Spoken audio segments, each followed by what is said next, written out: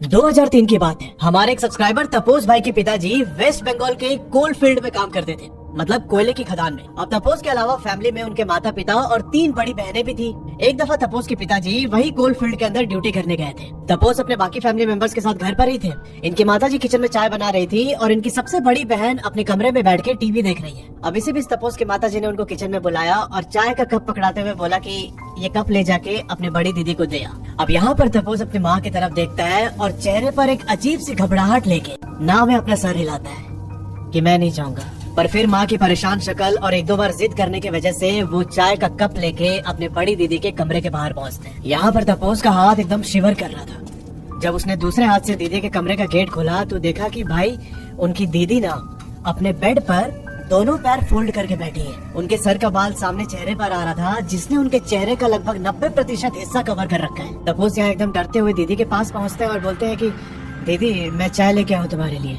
और ऐसा बोलते हुए उन्होंने चाय का कप अपनी दीदी की तरफ बढ़ाया और फिर कुछ ऐसा हुआ ना भाई, जिसे पढ़कर मेरे शरीर के अंदर एकदम ठंडी सिहरन दौड़ने लगी। अभी जो ये इंट्रो आपने सुना ना, ये पूरे 7-8 साल तक चलने वाले एक बहुत ही भयानक शैतानी किस्से का सिर्फ 5% हिस्सा है। दिल को झकझोर के उसके चिथड़े कर देने वाली इस कहानी को मेरे साथ खुद तपोस भाई ने शेयर किया है। तो ये कहानी शुरू होती है सन 1999 से। उस टाइम पर तपोस भाई के पिताजी वेस्ट बंगाल के जमूरिया टाउन के अंदर एक कोल फील्ड है, उसी कोल फील्ड में एज अ गवर्नमेंट एम्प्लॉय काम करते थे। इन्होंने वही टाउन के अंदर एक क्वार्टर ले रखा था जहाँ पर इनके 6 लोगों की फैमिली रहती थी। तपोस, उनकी 3 बड़ी बहन और उनके माता पिता। इस समय तपोस की उम्र 4 साल थी और जो इनकी सबसे बड़ी बहन है प्रीति, इनकी उम्र 15 साल। और ये सारी कहानी प्रीति के अराउंड रिवॉल्व करती है। अब इनकी लाइफ यहाँ पर एकदम नॉर्मल चल रही थी, पर फिर एक रात प्रीति सोई और जब सो के उठी अगले दिन, तब उसे बहुत तेज बुखार चढ़ चुका था। अब इनके घर वालों को लगा कि शायद कोई मामूली सा बुखार होगा। इन्होंने प्रीति को ले जाके डॉक्टर से दिखाया। डॉक्टर ने कुछ दवाई लिखी और वो दवाई लेके ये लोग घर आ गए। प्रीति ने 2 दिन दवाई खाई पर कोई असर नहीं हुआ। इनका बुखार लगातार बढ़ते जा रहा था। फिर उनके घर वाले प्रीति को एक बड़े हॉस्पिटल में लेके गए और वहाँ डॉक्टर ने बोला कि प्रीति को एडमिट करना पड़ेगा। अगले 7 दिन तक प्रीति हॉस्पिटल में एडमिट रही, पर तब भी उनकी तबीयत में कोई सुधार नहीं आया। जब इनके घर वालों ने ये चीज नोटिस किया कि भाई फालतू में हम यहाँ पे पैसा दे रहे हैं, तब ये लोग प्रीति को हॉस्पिटल से डिस्चार्ज करा के वापस घर लेके आ जाते हैं। अब प्रीति की मम्मी यहाँ बहुत परेशान हो गई। इन्होंने अपने कुछ पड़ोसियों से बात की तो उन्होंने बोला कि शायद प्रीति को किसी की नजर लग गई, आपको किसी झाड़ फूक करने वाले बाबा को दिखाना चाहिए। अब यहाँ प्रीति की मम्मी को अपने किसी कॉन्टैक्ट के थ्रू एक लेडी तांत्रिक के बारे में पता चलता है। उन लेडी तांत्रिक को इन्होंने अपने घर पर बुलाया और जब ये तांत्रिक इनके घर पर आए तब उन्होंने प्रीति को अपने सामने बैठा के कुछ क्रिया करने के बाद वो पूरे घर में घूमती है और फिर वापस आके बोलती है कि मैंने अब यहाँ पर सब कुछ ठीक कर दिया है, अब आपके बेटे को कोई भी प्रॉब्लम नहीं आएगी। पर घर से वापस जाने से पहले उन्होंने एक और बात बोली। वो बोलती है कि मैंने यहाँ सब कुछ ठीक तो कर दिया है, पर अगले 1 सप्ताह तक आपकी बेटी को 3 देवता दिखाई देंगे। प्रीति की मम्मी पूछती है कि कैसे देवता? तब उस तांत्रिक ने बोला कि जो मेरे इष्ट है, जो मेरी सहायता करते हैं इन सब चीजों को ठीक करने में, वो 3 आपके घर पर अगले 1 सप्ताह के लिए रहेंगे। आपकी बेटी को कभी कभी दिखाई भी देंगे वो लोग, पर आप लोग बिल्कुल घबराइएगा मत। वो सिर्फ प्रीति को अपना आशीर्वाद देने आएंगे। अब हो सकता है प्रीति को कभी कभार उनके कुछ ऐसे रूप भी देखने को मिल जाए जिससे वो बहुत ज्यादा डर सकती है, पर यहाँ आपको समझना है कि वो मेरे इष्ट देवता है, वो आपको कोई भी नुकसान नहीं पहुंचाएंगे और 1 सप्ताह के बाद सब कुछ नॉर्मल हो जाएगा। वो लोग वापस चले जाएंगे अपने स्थान पर। प्रीति के फैमिली वाले बोलते हैं कि ठीक है भाई, अगर ये हमारे फायदे के लिए है तो हमें कोई दिक्कत नहीं है। अब यहाँ पूरी क्रिया खत्म करने के बाद वो तांत्रिक इनके घर से वापस चली और यहीं से खेला चालू हो जाता है। अब उस तांत्रिक को क्रिया किए हुए कोई 1 महीने बीत चुके थे। प्रीति की तबीयत भी धीरे धीरे ठीक होने लगी थी और ये सारे लोग एक नॉर्मैलिटी की तरफ बढ़ रहे थे। अब इसी बीच एक दिन प्रीति अपने कमरे के अंदर बैठ के किताब पढ़ रही थी। दोपहर के कोई 2:30 बज रहे थे। अब इसी बीच किताब पढ़ते पढ़ते प्रीति को प्यास लगती है। अब यहाँ प्रीति का जो बेड है उसके लेफ्ट साइड में टेबल था और टेबल के ऊपर एक बोतल रखी थी पानी की। ये किताब को नीचे रख के बोतल उठाने के लिए अपना सर ऊपर करती है और इनकी नजर अपने कमरे के बाएं कोने पर पड़ी। कुछ सेकंड के लिए प्रीति एकदम फ्रीज हो चुकी थी यहाँ पे और फिर अचानक एकदम जोर से चिल्लाते हुए ये अपने कमरे के बाहर निकलती है। इनकी मम्मी आंगन में बैठी थी। प्रीति सीधा भाग के अपने मम्मी के पास पहुंची। मम्मी ने बोला कि क्या हो गया, तुम इतना घबराई हुई क्यों? तब प्रीति एकदम हाफते हुए बोलती है कि मम्मी वहाँ कमरे के कोने में मैंने देखा किसी को। इनकी मम्मी पूछती है कि ठीक है, पर ऐसा क्या देख लिया? तब प्रीति बोलती है कि वो 6 फीट का कोई आदमी है, ग्रीन कलर की बॉडी है उसकी और बहुत ही डरावना सा लग रहा था। उसके दांत भी थोड़ी सी बाहर निकली हुई थी और मुझे बहुत बुरी तरीके से घूर रहा था वो। ऐसा बोलते हुए प्रीति के हाथ पैर एकदम कांप रहे थे। प्रीति की मम्मी यहाँ बोलती है कि ठीक है, इतना तुम बेचैन मत हो। वो तांत्रिक आई थी ना क्रिया करने के लिए, तो उन्होंने बोला था कि 3 देवता उनके दिखाई देंगे तुमको कभी कभी। इस पर प्रीति बोलती है कि मम्मी उन तांत्रिक को कहे तो 1 महीने हो गए, अब 1 महीने के बाद मुझे क्यों दिखाई दे रहे हैं वो लोग? मुझे बहुत डर लग रहा है, मैं कमरे में अकेले नहीं जाऊंगी। और ऐसा बोल के प्रीति अपने मम्मी को पकड़ के वहीं बैठ जाती है। इस पर उनके मम्मी ने बोला कि अच्छा ठीक है, घबराओ मत, वो जो तांत्रिक के देवता थे उन्हीं में से कोई एक देवता आए होंगे तुम्हें आशीर्वाद देने के लिए। उन्होंने तो बोला ही था, ये कभी कभार उनके ऐसे रूप दिख जाएंगे जिससे प्रीति डर जाएगी, तो घबराने की कोई बात नहीं है। और इस इंसिडेंट को प्रीति की मम्मी ने बहुत लाइटली ले लिया। अब उस दिन के बाद से जो प्रीति थोड़ी बहुत रिकवर हो रही थी अपनी खराब तबीयत से, ये पूरा उल्टा हो जाता है। इनकी तबीयत और ज्यादा बिगड़ने लगी। अब उस घटना के 3 दिन के बाद ऐसा होता है कि तपोस के पिताजी की छुट्टी थी। सारे परिवार के सदस्य एक साथ बैठ के लंच कर रहे थे और इसी बीच प्रीति अचानक से अपना गला पकड़ लेती है। वो गला पकड़ के बोलती है कि मम्मी मुझे सांस लेने में बहुत प्रॉब्लम हो रही है। और ऐसा बोलते बोलते ये वहीं जमीन के ऊपर लेट जाती है। तपोस बताते हैं कि भैया मेरी दीदी ऐसा रिएक्ट कर रही थी जैसे उन्हें ना कुछ चोक कर रहा हो, उनके गले को दम जोर से प्रेस करके, और बार बार वो अपना छाती ऊपर कर रही थी। ऐसा एहसास हो रहा था कि दीदी को सांस लेने में बहुत ज्यादा दिक्कत हो रही है और कोई बहुत भारी चीज किसी ने दीदी की छाती पर रख दिया। दीदी की ये हालत देख के मम्मी एकदम चिल्लाने लगी और उनके चिल्लाने की आवाज सुन के जो क्वार्टर के आसपास रहने वाले लोग थे वो सब भी हमारे घर पहुंच जाते हैं। अब सबने अपनी आंखों से देखा कि मेरी दीदी ऐसा रिएक्ट कर रही है ना कि जैसे उनके हाथ को किसी ने बांध दिया और वो छुड़ाने की पूरी कोशिश कर रही है पर छुड़ा नहीं पा रही थी। उनको सांस लेने में बहुत ज्यादा तकलीफ होने लगी, एक एक सांस लेने के लिए जैसे उनको जंग लड़नी पड़ रही हो।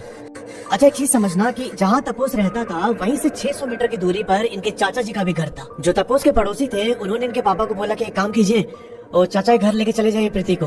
वहीं पास में एक मस्जिद है, मस्जिद के अंदर एक मौलवी ऐसे झाड़ फूक करता है। ऐसा लग रहा है कि कोई बाहरी शक्ति प्रीति को अपने कब्जा में ले रही है, अब जल्दी लेके जाइए इसको। तभी सारे लोग आनंद फानन में प्रीति को उठा के तपोस के चाचा जी के घर ले जाते हैं। ये सब लोग प्रीति को ले जाके एक चौकी पर बैठाते हैं और फिर इनके चाचा जी ने उस मौलवी को कॉल किया। जैसे वो मौलवी इनके घर के अंदर एंटर हुआ ना, प्रीति अपना गर्दन ऐसे 45 डिग्री पे ट्विस्ट कर लेती है और ऐसे ट्विस्ट करके मौलवी की ओर देखते हुए बोलती है कि तू इसे बचाएगा, तेरे में इतनी ताकत आ गई है क्या? तू जानता भी है कि हम कितने हैं? अब यहाँ प्रीति की बातों को इग्नोर करते हुए मौलवी सीधा उसके पास पहुँचता है और जैसे ही मौलवी प्रीति के करीब गया ना, भाई प्रीति उस 85 किलो के मौलवी को गले से पकड़ के ऊपर उठा देती। भाई साहब यहाँ आस पड़ोस के सारे लोग प्रीति को पकड़ के उस मौलवी से अलग करने की कोशिश करने लगे और अपनी बेटी की ये हालत देख के प्रीति के पिताजी वहीं पर रोने लगते हैं। उन्होंने रोते हुए बोला कि मैं कितना मजबूर बाप हूँ, मैं अपनी बेटी को इस हालत से बाहर नहीं निकाल पा रहा हूँ। और ऐसा बोलते बोलते वो अपने ऊपर केरोसिन डालने लगे कि मैं खुद को आग लगा लूंगा, अभी मैं कुछ नहीं कर पा रहा हूँ अपनी बेटी के लिए। अब इससे पहले कि तपोस के पिताजी खुद को आग के हवाले करते, वहाँ खड़े बाकी लोगों ने आके इनके पिताजी को पकड़ लिया। बोला कि ऐसे हार मानने से काम थोड़ी चलेगा। अब यहाँ हमारे शहर में तो ऐसा कोई तांत्रिक या पुजारी है नहीं कि जो आपकी बेटी को ठीक कर पाए। जो सबसे बड़े मौलवी साहब थे उनकी ये हालत हो गई, तो बाकी की तो कोई औकात ही नहीं है इधर। आप एक काम कीजिए, आप ना अपनी फैमिली को लेके किसी ऐसी जगह पर चले जाइए जहाँ ऐसे बड़े स्तर पर झाड़ फूक का काम होता हो। कोई बहुत पावरफुल पंडित या मौलवी ही आपकी बेटी को इससे बाहर निकाल सकता है। अब यहाँ लोगों की बातें सुन के तपोस के पिताजी थोड़ा सा नॉर्मल होते हैं और इन्होंने डिसाइड किया कि ये अपनी फैमिली को यहाँ से किसी दूसरे जगह पर शिफ्ट कर देंगे। अब इस घटना के अगले महीने ही तपोस के पिताजी अपनी फैमिली को जमूरिया से 35 किलोमीटर दूर एक टाउन पड़ता है चिनाकुरी। चिनाकुरी में तपोस की नानी जी का घर था, तो इन्होंने डिसाइड किया कि ये सब लोग नानी जी के घर पर ही रहेंगे। अब इनके पिताजी वही जमूरिया में जो इनका क्वार्टर था वहाँ रहकर नौकरी करते थे और हर संडे को जब इनकी छुट्टी होती थी तो ये अपने फैमिली से मिलने चिनाकुरी आ जाया करते। अब यहाँ तपोस बताते हैं कि मेरी दीदी के कंडीशन में कोई सुधार नहीं हो रहा था। हफ्ते के 2 से 3 दिन वो ऐसे ही करती जैसे उनको सांस लेने में दिक्कत हो रहा हो। चीखती थी, चिल्लाती थी और कभी कभी अपना सर लेके दीवार में मारने लगती थी। स्कूल में भी कई बार ये अपने दोनों हाथों से अपने गले को दबा लेती और वहाँ चलती क्लास में अपनी बॉडी को हिलाते हुए बहुत जोर जोर से चीखने लगती। कई बार हालत इतनी ज्यादा खराब हो जाती थी कि जो स्कूल के टीचर थे वो मेरी दीदी को वापस घर छोड़ने आते थे। क्लासरूम के अंदर दीदी जिस बेंच पे बैठती थी उस बेंच पे कोई और दूसरा स्टूडेंट नहीं बैठता था। सब मेरे दीदी से बहुत ज्यादा डरने लगे थे, एक भी फ्रेंड उनका नहीं बना स्कूल में। अब इसी बीच एक दिन जब क्लास चल रही थी तो क्लास की एक लड़की को टॉयलेट लगा। उसने मैडम से पूछा टॉयलेट जाने के लिए, तो मैडम ने परमिशन दे दी। पर जैसे ही वो लड़की अपने फ्लोर के टॉयलेट के अंदर घुसती है तो वहाँ से जोर से चिल्लाते हुए वो वापस आ गई। वापस आके उसने मैडम को बताया कि मैडम टॉयलेट में ना प्रीति खड़ी थी और वो मुझे देख के बहुत अजीब तरीके से हंस रही थी। अब मैडम क्लासरूम के कुछ लड़कों को लेके उस टॉयलेट की तरफ जाती है और उन्होंने पूरा टॉयलेट छान मारा पर प्रीति का कोई नामो निशान नहीं था। मतलब एक तरह से प्रीति का खौफ उनके क्लास में पढ़ने वाले बच्चों के सबकॉन्शियस माइंड में भी बैठ चुका था। या फिर ऐसा भी हो सकता है कि उस लड़की ने सच में प्रीति को देख लिया टॉयलेट के अंदर। अब यहाँ प्रीति के पेरेंट्स से बहुत डेस्परेट हो रहे थे कि कैसे भी कोई मौलवी या बाबा मिल जाए जो प्रीति को ठीक कर सके। और इसी स्ट्रगल में 1 साल निकल जाता है। तपोस बताते हैं कि 1 साल के बाद हमने वही नानी के घर के पास जो जमीन थी उसी जमीन पर अपने लिए घर बनवा लिया और मेरी पूरी फैमिली वही नानी के बाजू में ही नए घर में शिफ्ट हो जाती है। अब जब भी किसी रिलेटिव या फ्रेंड से इनको किसी मौलवी या पंडित के बारे में पता चलता तो ये लोग प्रीति को ले जाके उनको दिखाते थे। 3-4 दिन तक प्रीति ठीक रहती थी पर फिर उसके बाद वही चीजें रिपीट होने लगती। ये चीखती चिल्लाती और कभी कभार हंसते हुए बोलती थी कि तुम लोग कभी मुझे बाहर नहीं निकाल पाओगे, चाहे जो मर्जी कर लो। अब यही सब झेलते हुए इनको 2 साल बीत जाते हैं। फिर आता है 2003 का टाइम। जो मैंने आपको इंट्रो में बताया था। तपोस की माताजी किचन के अंदर चाय बना रही थी। इन्होंने अपने बेटे को बुलाया और बोला कि बेटा ये चाय का कप ले जाके अपनी बड़ी दीदी को दे आ। अब मैंने बताया था ना कि तपोस के चेहरे पर एकदम घबराहट आ गई थी, तो आपको भी क्लियर हो गया होगा कि ये घबराहट किस वजह से थी। अब यहाँ मम्मी के रिक्वेस्ट करने पर तपोस वो चाय का कप लेके अपने बड़ी दीदी के कमरे के बाहर जाता है। कांपती हाथों से इसने कमरे को खोला और जब अंदर गया तो देखा कि भाई दीदी तो अपने बेड के ऊपर दोनों पैर फोल्ड करके बैठी है। उनके बाल पूरे चेहरे पर आ रहे थे। इसने हाथ बढ़ाया कि दीदी ये चाय लेके आया हूँ मैं तुम्हारे लिए। अब यहाँ पर प्रीति ने चाय ना लेकर तपोस का हाथ पकड़ लिया और दूसरे हाथ से अपने बाल पीछे करके तपोस की तरफ देखते हुए बहुत क्रिपी सी स्माइल देने लगती है। अब इससे पहले कि तपोस कुछ भी रिएक्ट करता, प्रीति उससे उठा के दीवार की तरफ फेंक देती है। तपोस का सर सीधा दीवार से टकराया और ये चिल्लाते हुए वहीं गिर जाता है। अब उसके चिल्लाने की आवाज सुनकर प्रीति की माँ इसके कमरे की ओर भागी। तब इन्होंने देखा कि प्रीति तपोस का पैर पकड़ के इसे पूरे कमरे में घसीट रही है। घसीटते हुए उसने तपोस को कमरे से बाहर फेंका और फिर दरवाजा जोर से बंद कर लिया।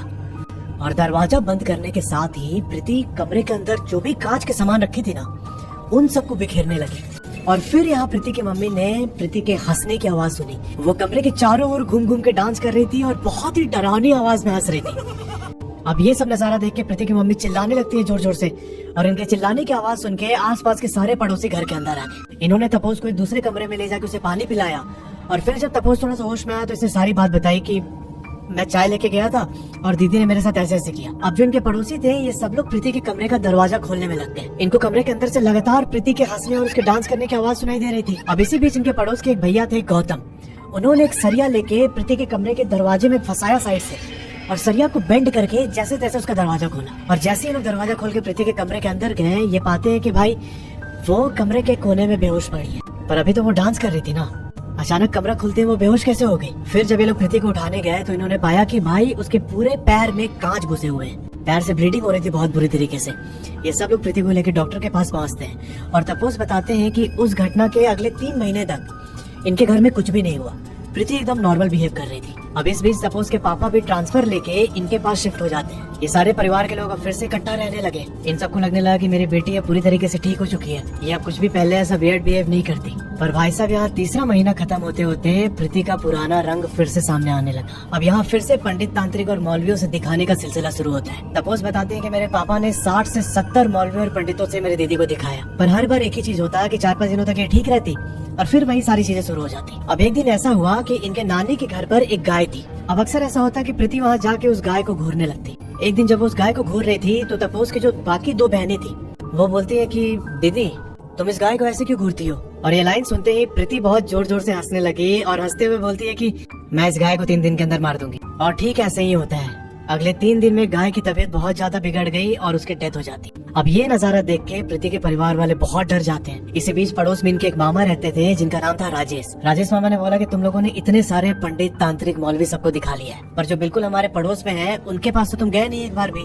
एक बार जाके तो देखो। अब यहाँ हुआ ये था कि उस मौलवी को लेके ये लोग बहुत ज्यादा सीरियस नहीं थे, क्योंकि ये ऐसे झाड़ फूक वाले काम बहुत बड़े स्तर पर नहीं करता था। ये वही बात हो गई घर की मुर्गी दाल बराबर। प्रीति के पापा ने यही सोचा था कि अब मैंने इतने सारे मौलवी पंडित तांत्रिक सबको दिखा लिया, ये लोग तो कुछ कर नहीं पाए तो इसके क्या ही औकात है। और इसी चक्कर में ये लोग इस मौलवी को इग्नोर कर रहे थे। पर राजेश मामा के थोड़ा प्रेशर डालने के बाद इन लोगों ने सोचा कि ठीक है चलो इनके पास भी एक बार दिखा लेते हैं। अब यहाँ जो ये मौलवी था इसका नाम है रफीक। अब इसके परिवार वाले जब प्रीति को लेकर रफीक के पास पहुँचे तो रफीक ने एक नजर प्रीति पर डाली और फिर इसकी माँ की तरफ देखते हुए बोला कि अगर तेरे में सब्र है तो अपनी बेटी को यहाँ छोड़ जा। 1 साल का टाइम लगेगा पर मैं इसे ठीक कर दूंगा। अगर तेरे में सब्र है तो यहाँ छोड़, अगर सब्र नहीं है तो चुपचाप यहाँ से वापस चली जा। कोई भी तांत्रिक पंडित मौलवी कोई नहीं बचा सकता तेरी बेटी को, क्योंकि इसके ऊपर एक नहीं बल्कि कई सारे सायों ने कब्जा कर रखा है। इतना आसान नहीं है इसे पीछा छुड़ाना। अब यहाँ पे प्रीति की मम्मी ने बोला कि मैं अपनी बेटी को आपके पास कैसे छोड़ दूं, मतलब कोई और उपाय बताइए। तब रफीक ने बोला कि ठीक है, अगर तू छोड़ना नहीं चाहती तो तू इसे रोज मेरे पास लेके आएगी। इसके लिए प्रीति की मम्मी मान जाती है कि ठीक है मैं इसे रोज लेके आऊंगी, आप बस इसको ठीक कर दीजिए। अब इस पर रफीक ने एक और बात बोली। वो इनके परिवार को साफ साफ चेतावनी देते हैं कि ये जो भी आत्मा है, जो भी साया है, ये तुम्हारे दिमाग से खेलेगी। ये तुम लोग को ऐसा मानने को मजबूर कर देगी कि कोई भी दवाई, कोई भी तंत्र मंत्र विद्या प्रीति के ऊपर काम नहीं कर रही है। यहाँ पर इसे लेके आना बेकार है। तुम लोग फालतू में अपना टाइम पास कर रहे हो। ये तुम्हारे दिमाग से खेल के तुमको ऐसा महसूस करवाएगी और तुम्हारा ये भी मन करेगा कि तुम लोग यहाँ लेके आ रहे हो, प्रीति को कुछ भी फायदा नहीं हो रहा है, तो शायद तुम्हारा भरोसा कमजोर पड़ जाए और तुम लोग प्रीति को मेरे पास लाना बंद कर। ये साया बहुत शातिर है और बहुत ताकतवर भी। ये तुम्हारे पूरे दिमाग को हिला के रख देगी। पर कुछ भी हो जाए, तुम्हें चाहे कितने दिन तक भी रिजल्ट नहीं दिखाई दे, प्रीति में कोई सुधार नहीं दिखाई दे, पर तुम लोग प्रीति को मेरे पास लाना नहीं छोड़ोगे। अब यहाँ प्रीति की फैमिली इस चीज के लिए मान जाती है कि ठीक है, हम प्रीति को आपके पास लाना बंद नहीं करेंगे। रफीक बोलता है कि 1 साल तक, याद रखना 1 साल पूरा देना हो। इसकी फैमिली हामी भरती है और फिर ये लोग प्रीति को लेके घर वापस आ गए। अगले दिन से हर रोज प्रीति की मम्मी प्रीति को लेके इस मौलवी के पास जाती।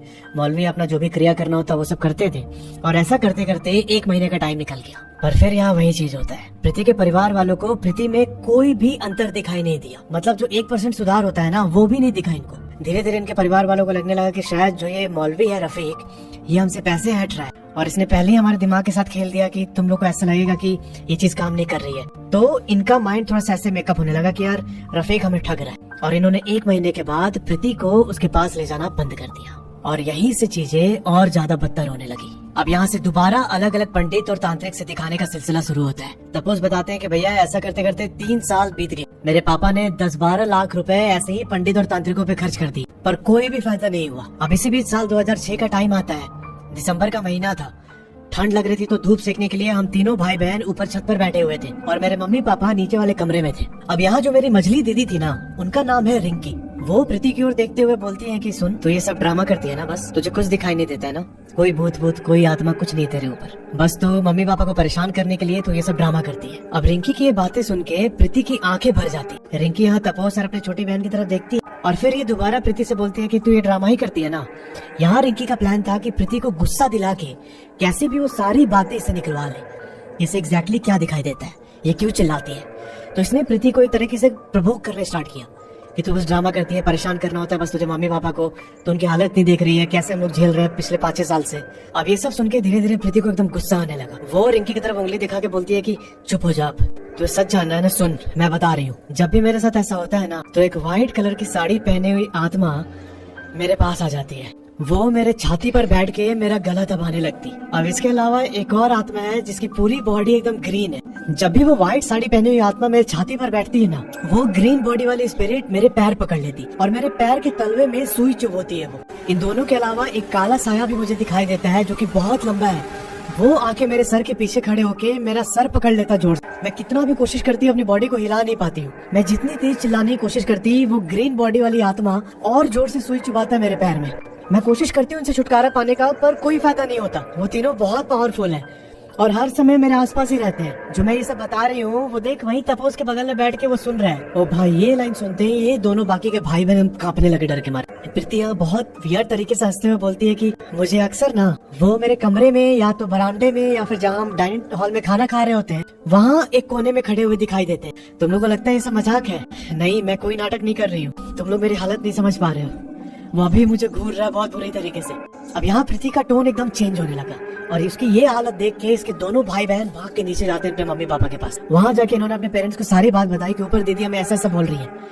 तब जाके प्रीति की मम्मी को रियलाइज हुआ कि भाई रफीक जो ये बोल रहा था कि बहुत सारी आत्माएं इसके ऊपर हावी हो रखी है, वो बिल्कुल सही बात है। पहली बार इनको एहसास हुआ कि यार ये एक ऐसा मौलवी मिला है जो एग्जैक्ट बात बता रहा है जैसा मेरी बेटी प्रीति फेस कर रही है। ये अगले ही दिन प्रीति को लेके उस मौलवी रफीक के पास जाती है और जाके सीधा प्रीति को उसके सामने रख बोला कि आपको 3 साल लगे, 5 साल लगे, 10 साल लगे, जितना भी टाइम लगे मेरी बेटी को बस ठीक कर दीजिए। मैं और अब किसी से नहीं दिखाऊंगी, मैं हर जगह से हार के आपके पास आई हूँ। तब रफीक ने बोला कि ठीक है, मैं तेरी बेटी को ठीक करूंगा, पर तुझे सब्र रखना पड़ेगा। और फिर उन्होंने बोला कि मैं ये भी जानता हूँ कि ये सब तेरी बेटी के साथ कब से रह, कैसे इन चीजों की शुरुआत हुई। वो बताते हैं कि वो जो औरत आई थी ना तेरे घर पे बेटी को ठीक करने, उसने बोला था ना कि 3 मेरे देवता हैं जो आपकी बेटी को कभी कभार दिखाई देंगे।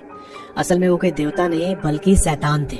इन शैतान को उस औरत ने अपने वश में कर रखा था और उससे अपने वो काम कराती थी। प्रीति को ठीक करने के लिए उसने छोड़ तो दिया, पर ये जो शैतान थे अब ये वापस आने के लिए तैयार नहीं थे वहाँ से। अब उस दिन से अगले 1.5 साल तक प्रीति की मम्मी रोज उसे लेके रफीक के पास गई। वो रोज प्रीति को सामने बैठा के कुछ क्रिया करके उसके शरीर को बांधते थे। यहाँ बांधना मतलब वो रस्सी से बांधना नहीं, बल्कि जो मंत्र और क्रिया द्वारा बांधा जाता है इन शक्तियों को, वो काम करता था रफीक। बाद में इन्होंने इनके घर को भी आके बांधा और धीरे धीरे प्रीति ठीक होने लगी। 1.5 साल के बाद प्रीति पूरी तरीके से ठीक हो जाती है और इन्होंने इनके घर को भी बांधते हुए बोला कि अब कोई भी आत्मा या फिर कोई भी शैतान तुम्हारे घर के अंदर प्रवेश नहीं कर पाएगा। और फाइनली 2008 अगस्त में जब आखिरी बार प्रीति की मम्मी से लेकर रफीक के पास गई, तब रफीक ने बोला कि अब तेरी बेटी पूरी तरीके से ठीक हो चुकी है और इसे यहाँ लेकर आने की अब कोई जरूरत नहीं है। तपोश बताते हैं कि मेरी दीदी की शादी हो चुकी है और आज के डेट पर उनकी एक 15 साल की बेटी भी है। तो यार ये थी पूरी कहानी।